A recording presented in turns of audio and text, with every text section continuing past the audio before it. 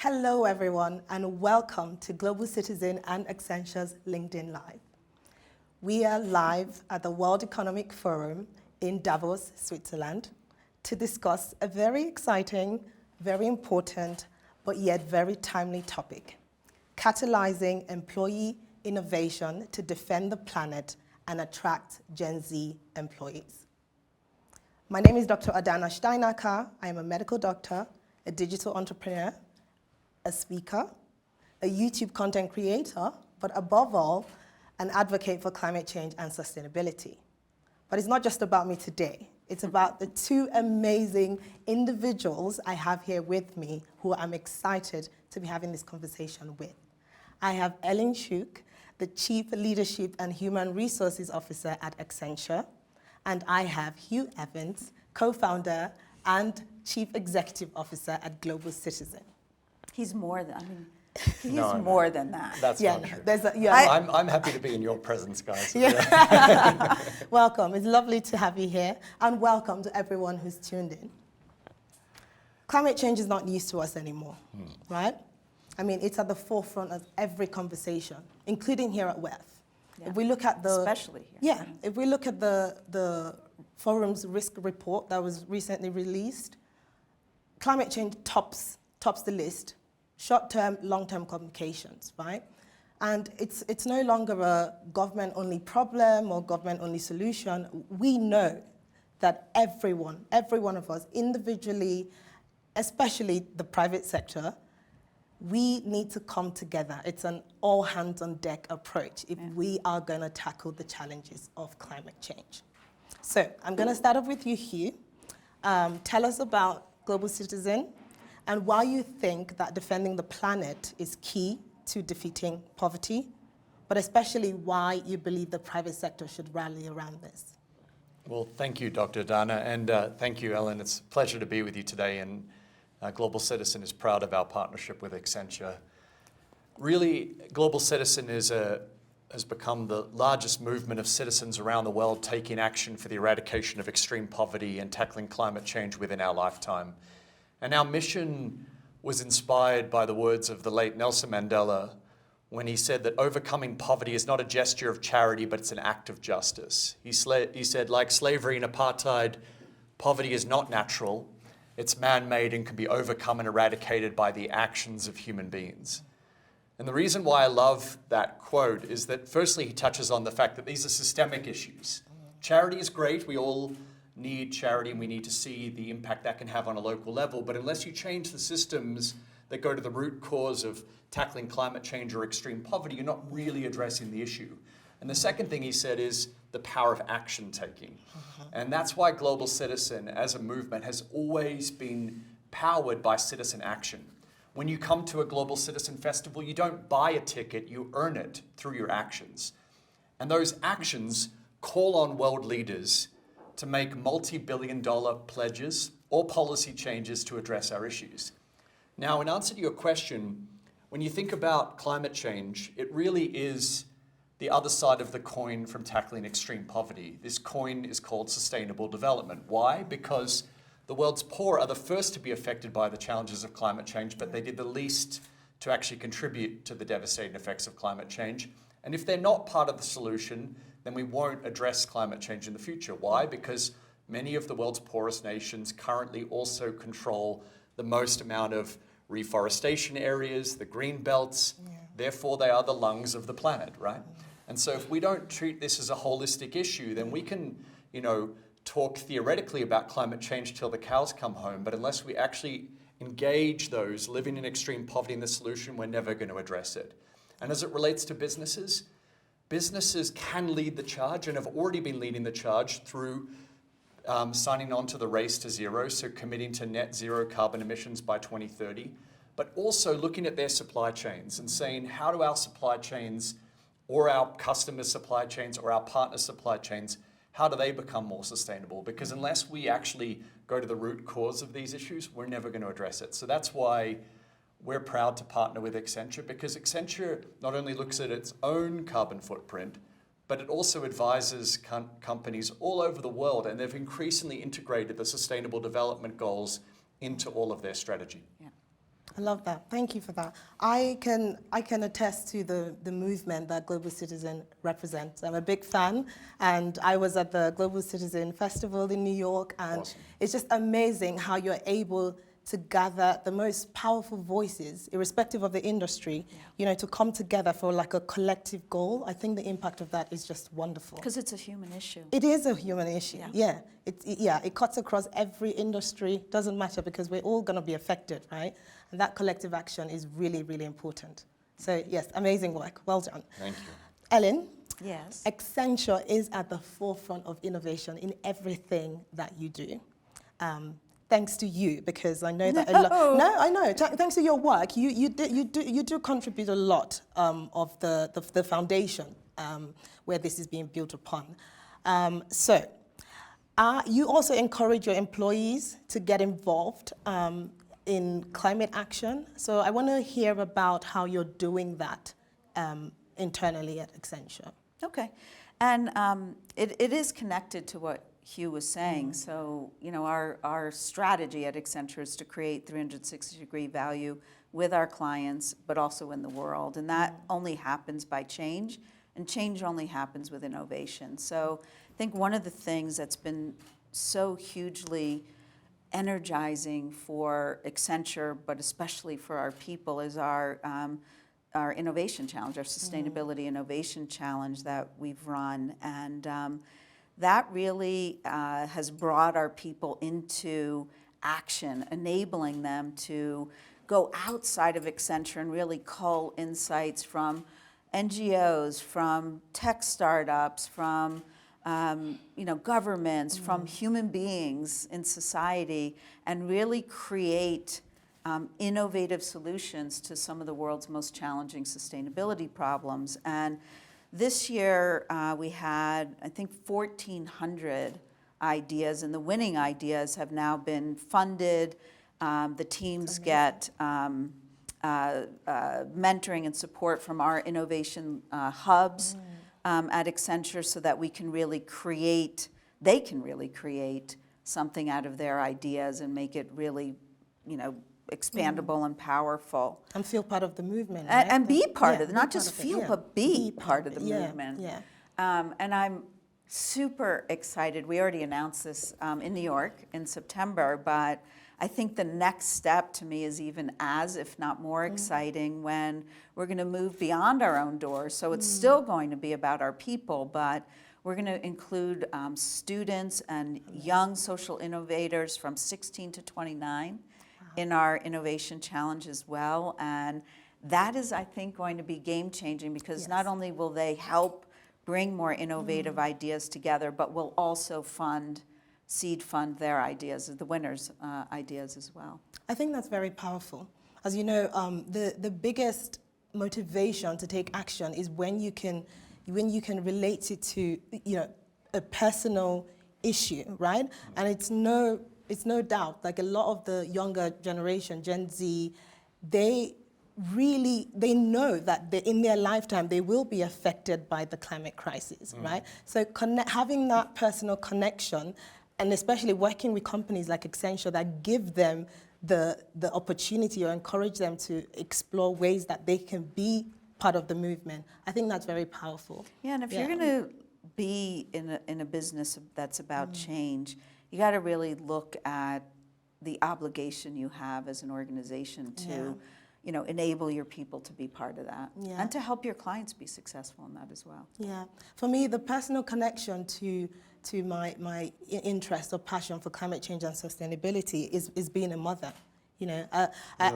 Having children and just thinking, like, how will I leave this earth for them?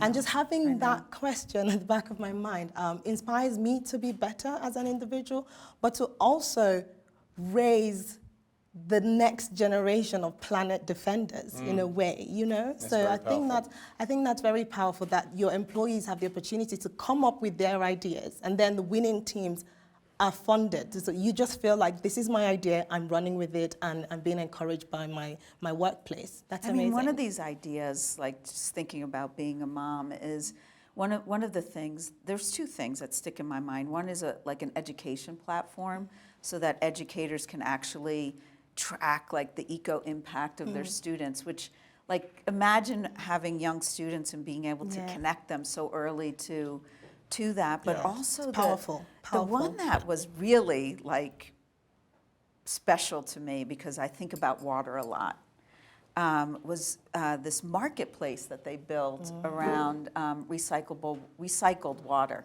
and being able to extend the life of water. Oh, wow. Wow. I mean, Wow. I love our people. They are so innovative, but they're like they can connect with the outside world and then create these solutions that really make a difference in the world, and that makes the world better for And it's your awesome that child. you're opening it up now to everyone. Yeah. But and technology also really helps advance this as well. Yes, it does. Amazing. So Hugh, I know Global Citizen works every day to establish this connection with young people, you know, to motivate them and encourage them for the fight against climate change. So can you share with us some examples of the way that you are inspiring younger people to continue in this line of work? Yeah, so the majority of our members, global citizens, are based 17 years old through to 35-year-olds. So they're basically millennials or Gen Z, and all 11.5 million of them want to take action, right? And so the way we often think about it is we start by highlighting an issue that matters to them. So for example, take the issue of encouraging companies to sign on to the Race to Zero. We'll create amazing content about that. We'll produce that content through our YouTube channels, through our Instagram, through all of our channels, and people will start to engage on these issues. And then they're inspired to sign on as a global citizen and start taking action. And all of their actions earn them points, and they can use those points to either have rewards. So for example, like when Ed Sheeran or when Beyonce are touring, they give people around the world tickets for free if you're a global citizen in exchange for your amazing work. Or you can come to the Global Citizen Festivals around the world as well. But the most important thing, the bigger incentive we find is not the rewards. That's obviously cool, and it's nice to level up, and it's great to have a gamified system. But the thing that actually motivates people is the ability to find out whether they were able to influence that decision maker to do the right thing. And time again, because when our members take action in unison, it's so powerful. And I think that to Ellen's point, Accenture has over 700,000 employees. Like that's literally larger than many countries. And their employee work base are also millennials and Gen Z. Like, imagine the power of those employees taking action in unison together. That's what we're talking about, and that's what Global Citizen does. We specialize in really what I would call collective action for good. We're trying to drive that power of collective action, and we see world leaders step up. I remember a few years ago, we launched what we called, jokingly, the Twitter invasion of Norway with Stephen Colbert. And we sent Norway, at the time, Prime Minister Solberg was Prime Minister, and we sent her so many tweets in the course of 24 hours that she had to turn off her Twitter account. And she called me from Oslo and said, "Will you please stop the tweets? I'm in the middle of a local election and I can't see any tweets from the Norwegian people. Can you please turn it off?" So I flew to Oslo the next day, and she announced $200 million for girls' education. Wow. So you can see the power of that collective action at work. That's what happens. That's amazing. I'd like to touch on specifically on the content that you create to inspire them, because largely social media is the biggest driver for this sort of movement and impact. You just gave an example of like the Twitter invasion. It's beautiful that you understand your audience, they're young, you know the platforms to engage with them, and you know how to inspire them to take action. But I mean, sadly, that's not the case for a lot of countries, or a lot of young people in different countries who want to be involved in this action, but they don't understand the lingo, for example, or maybe the issues they face on a day-to-day basis actually impact them more than taking part in fun challenges. So I'll give you an example. I was at the COP27 conference in Sharm el-Sheikh, and I went to one of the Africa Pavilion panels and found or learned that about 70% of Nigerians, which is where I'm from, don't engage in the topic of climate change. I mean, for so many reasons beyond the scope of this conversation. they don't engage in that. But I mean, it just highlighted to me the need to do more, to use social media, you know, to create more content that these young people can relate to. Because if you look at Africa, for example, like Africa is made up of the youth, right? Yeah. And the more we can get to them, and the more we can speak the language that they understand, you know, the more powerful it is to have this movement on a global scale, right? That's exactly right. And I think that two things I'd say to that. Firstly, you know, that's why, one, educating people about global issues is so important. You've got to start with that content, as you said. But Yeah. you've also got to meet young activists around the world where they're at. Well, yes. You know, Yeah. when we were working in South Africa a few years ago, the young activists said they want to work with us on the issue of period poverty. And it was the most important issue Yeah. across South Africa at the time, because young Yeah. women weren't able to access menstrual hygiene products, and it was meaning that they had to drop out of school once a month, and it was just completely Awful, unjust. yeah. And so we worked with them on a campaign that they called it It's Bloody Time, and we called on the South African government to provide free menstrual hygiene products. And it was so successful that Cyril Ramaphosa, the president, got up on stage and he announced $120 million for menstrual hygiene products for free in schools across South Africa. But, you know, all these issues are interconnected. Yeah. You know, Correct, yeah. sustainable development and menstrual hygiene is actually intimately connected to the economics of poverty, which is intimately connected to climate change. You have to join the dots. Yeah, definitely. So I'd like to touch on Gen Z specifically and how the private sector can attract Gen Z to jobs.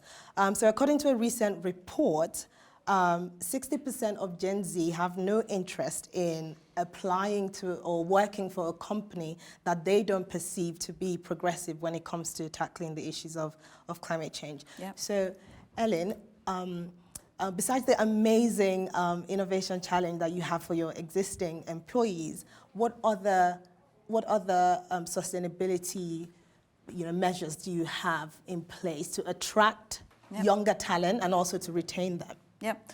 So let me just set a little bit of context in addition to the 738,000 people. Just a little bit about our demographics. 88% of our people are Gen Y and Gen Z, and 25% of the people are Gen Z. So if you think about how young Gen Z are, and being a large global professional services company, we really are very much a young company. And so our ability to serve our clients is predicated on our ability to attract these generations, and it is our company.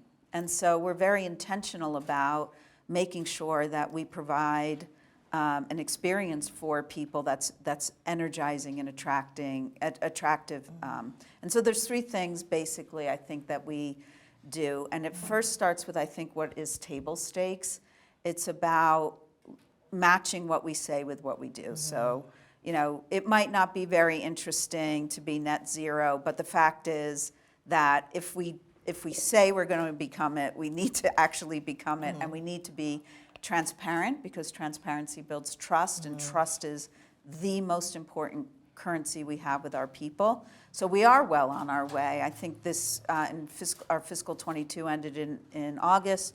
We had 97% renewable electricity, and we'll be 100% renewable by the end of this fiscal year. Wow. And we're at 99% recycling of our e-waste, and with more than 700,000 people, we have a lot, and we will be 100% by 2025. So first is matching what we say with what we do, because that trust. And by the way, the Edelman Trust Barometer came out Monday, and you know, on a 6-to-1 basis, people expect companies to engage on these issues. So being able to do that table stakes is the first thing. Yeah. The second is really about providing the experiences. So we, in addition to the innovation challenge we also have a social innovation accelerator inside of Accenture that allows about 350 ideas come to fruition through our investments in training, technology, and platform for our people. So we help accelerate social innovation of our people, and work with training providers to really invest in social innovation skills and the leadership skills needed to be an innovator. So those things are experience. Probably the most important experience we provide is just the work that we do for our clients every single day. And if you're interested in the work we do for our clients and how that connects into the purpose people want to wake up to every day, just go look at our Accenture.com. There are so many client stories out there about what's important to our people and the planet is happening at our clients every single day. So they get to do that for their living. Yeah. And then finally, the third thing, which might sound simple, but maybe it's the most profound thing, is that we listen to our people. We understand what their needs are, and when we see a gap in what we're providing and what their needs are, we close it. And when you can be that responsible to your people, you become very attractive. And that has enabled us to be rated number 1 on Refinitiv's Global Inclusion and Diversity Index for 3 of the past 5 years. And that's out of 12,000 publicly traded companies, number 1. Wow. 3 out of the past 5 years. Congratulations. Congratulations. That's amazing. Awesome. But that's how you attract talent. Yeah, that is incredible. If I didn't have so many hats I was wearing, I'll definitely be sending my CV. Always recruiting. I will definitely be sending my. Let's talk after this. Let's talk after this. I think that's incredible, the programs you have in place.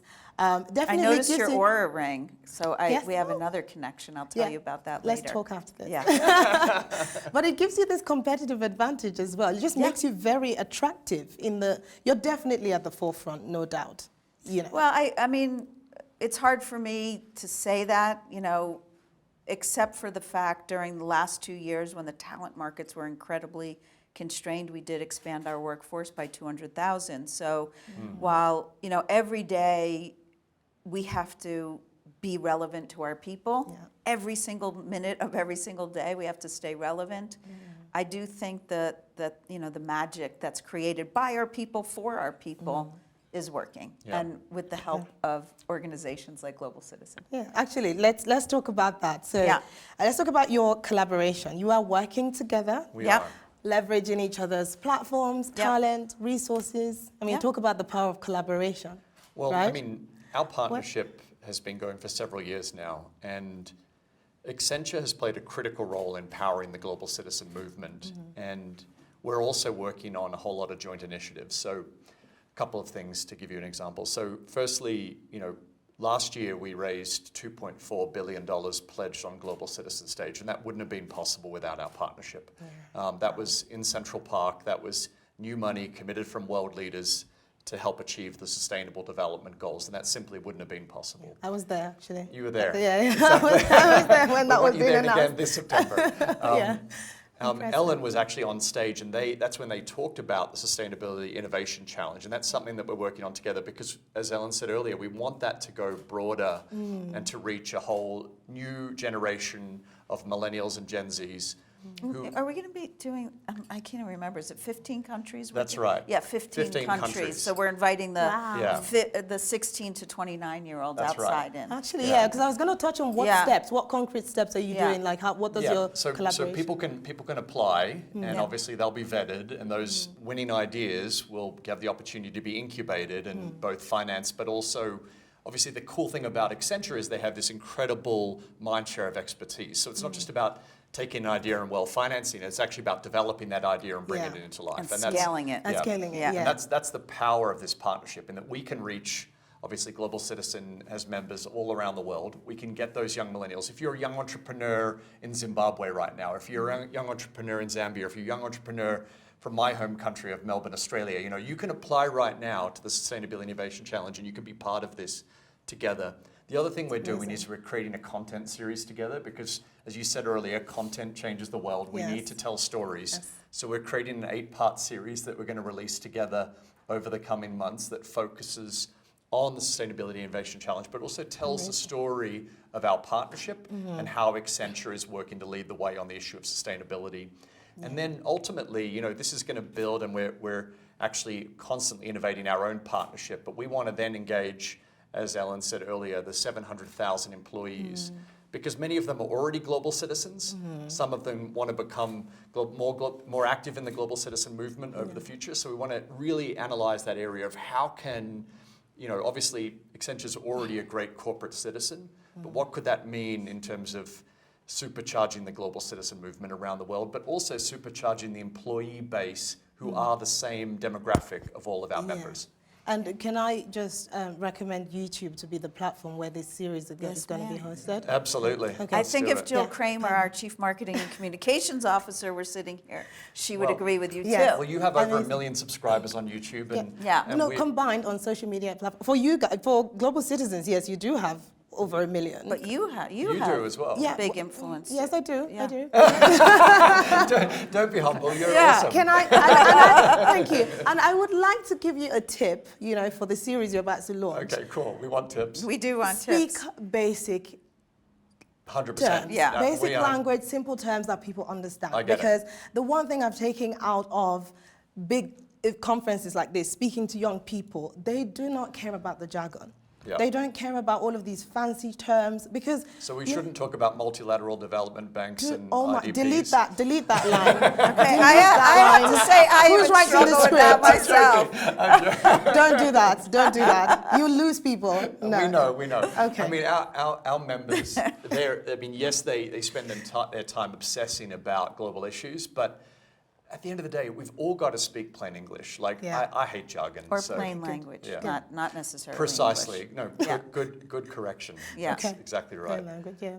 But anyway, we've spoken a lot today, and clearly, Accenture and Global Citizen, you are at the forefront of innovation when it comes to attracting Gen Z and all of the strategies that you have in place to make the younger generation feel like they are part of the movement that's going to impact all of us anyway.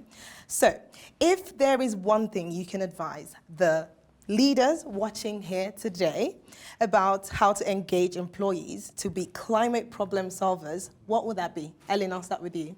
I would honestly, like many challenges that the world is facing, I would say understand the power of collaboration, whether it be collaborating with Global Citizen or collaborating with each other. We can accelerate the pace of change dramatically if you move beyond your own walls and collaborate.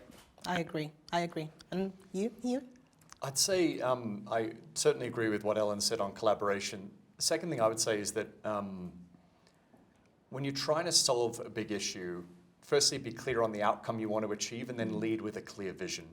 In the last few years, as the world has been facing so many challenges, I often encourage our team, like when the war in Ukraine started, we were in conversations with President Zelensky and President von der Leyen about focusing on the refugee crisis.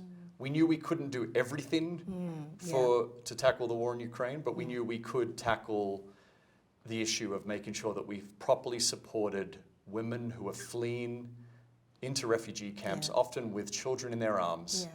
Often when their spouses were having to head back into battle. We want to focus just on what we could do. And you can't do that without collaborating with people locally. Exactly. Right? And so I always say to our team, let's focus on what's winnable and let's lead with as clear a vision as we possibly can. So I think Ellen's exactly right. Clear collaboration and clear vision. I'll take that advice. Well done.